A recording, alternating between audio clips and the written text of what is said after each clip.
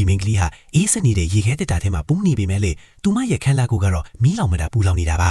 သူမဟာအေကောင်းကိုအစွမ်းကုန်ဖွင့်ထားသည့်ရေခဲတွေအပြည့်ထည့်ထားတဲ့ရေချိုးနိုင်ထဲမှာစိမ့်နေပေမဲ့လေချွေးတွေကတော့တရွှဲရွှဲထွန်နေတော့မှာပဲတစ်ဖက်မှာတော့သူမရဲ့အချစ်ဆုံးတငယ်ချင်းမကအပြင်မှာအပူချိန်100ချက်ဒီဂရီရှိတဲ့နေပူထဲမှာပရာဟိတာလုံတီလုံနေပေမဲ့လုံးဝမပူပဲအေးဆေးဖြစ်နေတာကိုတွေ့ရမှာပါ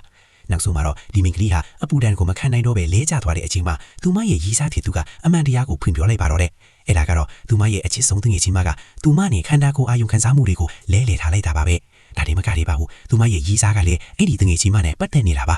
နောက်ဆုံးမှာတော့အဲ့ဒီတငယ်ချင်းမကပရာဟိတာလူတဲ့နာမည်ကြီး influencer တယောက်ဖြစ်သွားပြီးဒီမင်္ဂလိကတော့အဲကောင်းကန်ထဲမှာတင်အပူလက်ပြီးအကြီးကျန်စွာတည်ဆုံးသွားခဲ့ရပါတယ်ဒါပေမဲ့သူမမျက်လုံးပြန်ဖွင့်လိုက်တဲ့အခါမှာတော့အာယုံခံစားမှုတွေစတင်လဲလေတဲ့ပထမဆုံးနေ့ကိုပြန်ရောက်သွားတာကိုတွေ့လိုက်ရပါတယ်ဒီတစ်ချိန်မှာတော့သူမဟာလက်စားချေဖုဆုံးဖလိုက်ပါပြီသူမဟာစားဝဲဘော်ကအန်တာတိကခရီးစဉ်ကြော်ညာစာရွက်ကိုတွေ့သွားပြီးသူမရဲ့တငယ်ချင်းမကိုအပူချင်းအနုတက်လာတဲ့ CTG ရဲ့အေးရန်ကိုခန်းစားရအောင်လုပ်ဖို့ကြံစည်လိုက်ပါတယ်သူမဟာချက်ချင်းပဲအဲကောင်းကိုဖုံးဆက်ပြီးအဲ့ဒီခရီးစဉ်ကိုစိတ်ရင်းသွဲလိုက်ပါတော့တဲ့ဒီဗီထဲမှာတော့သူမရဲ့တငယ်ချင်းမကနေဘူးထဲမှာကျွေးတစ်စက်မထွက်ပဲအင်တာဗျူးဖြေနေတာပါဒီမင်ကြီးကတော့အဲကောင်ကန်ထဲမှာတင်ကျွေးတီပြန်နေတာမို့ဒေါသတကြီးနဲ့အဲကောင်ကိုပိတ်လိုက်ပြီးနေဘူးထဲကိုထွက်သွားခဲ့ပါတယ်မကြခင်မှာပဲသူမရဲ့ရီစားကဖရဲတီတလုံးနဲ့ရောက်လာပြီးအိမ်ထဲပြန်ဝင်ဖို့ဖြောင်းပြပြီးမဲ့သူမကတော့လုံးဝမယုံကြည်တော့ပါဘူးသူမဟာဖရဲတီကိုတမင်တကာမြေကြီးပေါ်လွတ်ချလိုက်ပြီးနေဘူးထဲမှာပဲဆက်ထိုင်နေပါတယ်ရီစားဖြစ်သူကဒေါသထွက်နေပြီးမဲ့သူမကတော့ဂယုမဆိုင်ပဲအနှွေးထဲထူးကြီးကိုဝစ်ပြီးနေဘူးထဲမှာပြေးလွှားနေပါတော့တယ်အဲ့ဒီအချိန်မှာပဲတစ်ဖက်ကတငယ်ကြီးမဟာအပူလက်ပြီးလဲကျသွားတာကိုသူမကလောင်ပြောင်နေခဲ့ပါတယ်ပဝင်းချင်းကလူတွေကသူမကိုဝိုင်းဆဲကြပြီးရိုက်ဖို့ပြင်တဲ့ခါမှလည်းသူမက